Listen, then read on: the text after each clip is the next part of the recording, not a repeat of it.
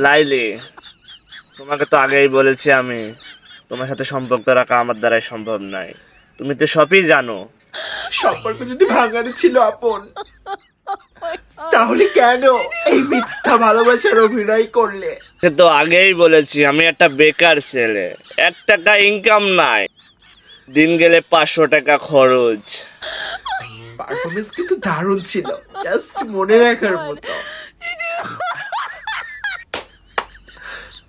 আমার মনটা নিয়ে এভাবে না খেললেও পারতে আপন। কেন আমাকে মিথ্যা ভালোবাসার স্বপ্ন দেখিয়েছিলে? কেন আমাকে সংসারের স্বপ্ন দেখিয়েছিলে? জবাবটা দিয়েছেও আপন, দিয়েছেও জবাবটা।